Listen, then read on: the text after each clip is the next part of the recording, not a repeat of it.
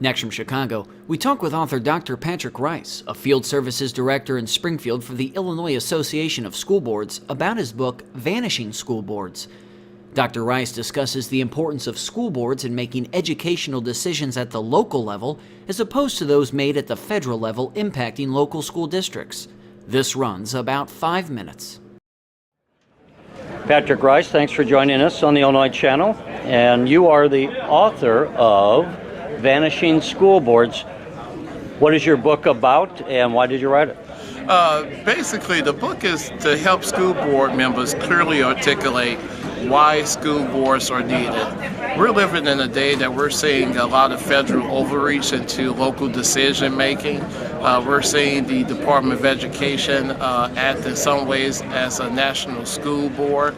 And so the book is really to help clarify the role of school boards and to explain clearly why boards are needed.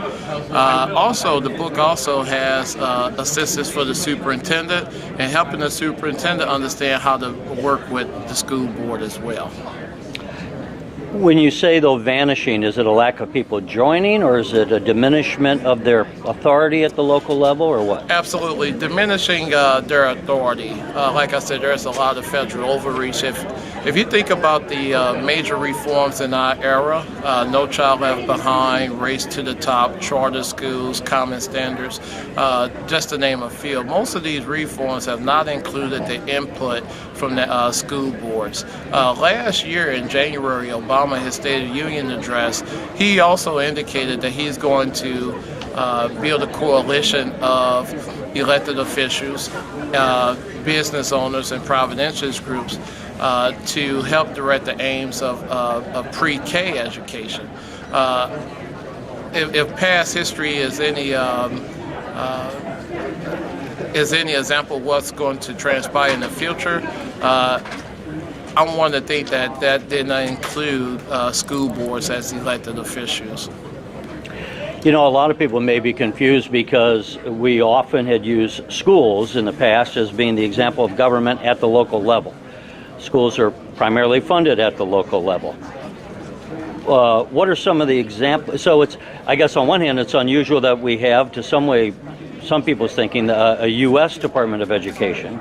So some have said that, the role of the federal government, and you've alluded to this, is taking away the ability of local control.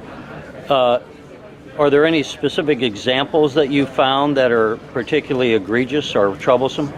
Yeah, just let's think of the recent thing that's occurring now, and this is the United States Department of Agriculture has started mandating what snacks school districts should have in their schools.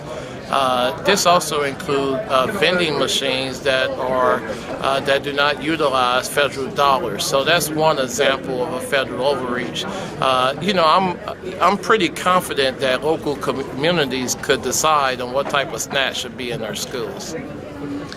And to the other hand, we have states mandating often different things that schools have to do, and those mandates frequently come without any funding to accomplish that. To what extent is that an issue to your mind as far as impacting education at the local level? Very impactful. How many times have we seen reforms that do not have any funding attached to it? Just recently with the common standards, a lot of schools, especially in southern Illinois, for instance, suffer with technology. And right now there's not a lot of money for the technology that's required to be able to test students. Online assessments. So, that's just one example of these some of these mandates that they're pushing through that is unfunded.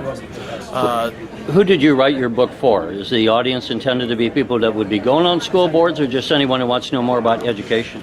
Yeah, there's several different audiences. For that person that's seeking election on the school board, definitely they're going to have an opportunity to learn more about the role of the school board and its importance.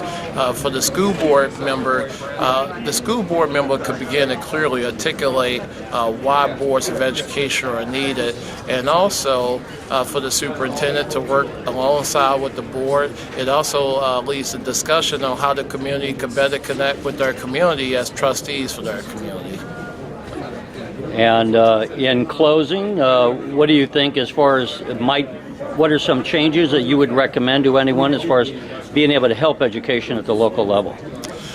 I think basically get informed and get involved. I think that those are key, and also for boards, get involved in their association.